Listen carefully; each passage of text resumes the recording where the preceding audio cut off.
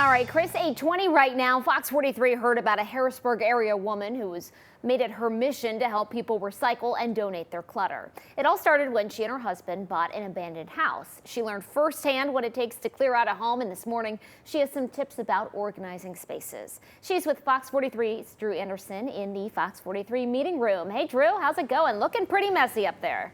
Hey, I know. I literally trashed the place. I trash rework. I was just looking at this. Who even still uses VHSs? Now, what's interesting is you've made this your career, and it all started with a house. Tell me how a house got you started on doing this and cleaning up this clutter for a living. We decided to downsize so I could become a professional organizer. We were downsizing our home, and we bought a home that was owned by hoarders. And so several of the rooms were packed full, and I wanted it contents and all so that I could donate the things and recycle them, and they wouldn't go to a landfill. And that's what's important to you. When you see this clutter, you don't think, okay, I don't want to trash this. I want this to have a new life. In fact, in particular here, I see we got some cat food, and you tell me that's just one of several things in this whole mess that we could actually donate. Right, that could go to the Humane Society or an animal rescue, and so could the towels as well, or old bed sheets or things like that. They can use those for the animals that they rescue. Even this chef's coat, I think this is a dusty chef's coat, or I don't know what this is right here. They could use something like that too? They might be able to use that, but a place like a children's learning center or a play center, preschool, they might be interested in it for a dress-up area. Oh my gosh, great idea. In fact, even those masks right there would be a good place for that. That's a great idea. And one of the tips you were telling me, which surprised me, you said, you know what?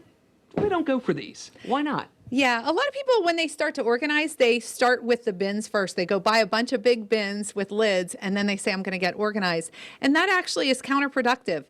When you get the big bins, people tend to fill them up with a lot of miscellaneous things, and then they stack other bins on top, and they can't get to the things, and they forget what's inside. Great point. So I You got use the labels. stickies. Yeah. Yeah. And you know what's funny? I'm looking at this. I have my old ties and some old clothes and that.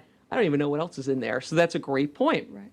Now, I'm also curious, if we donate some of this stuff, like I have a bunch of kitchen supplies, could we get a tax deduction? Absolutely. When you donate to a charity, you can get tax deductions, and that's a win-win for everybody. Interesting. Now, if you want some more tips, you have a workshop coming up, and all the information is at healthyspaces.com, your website. Thanks for the tips. Interesting. All right, well, guys, I got a mess to clean up since this is where we were. I'm going to get to that. That is the latest here from the Fox 43 studios.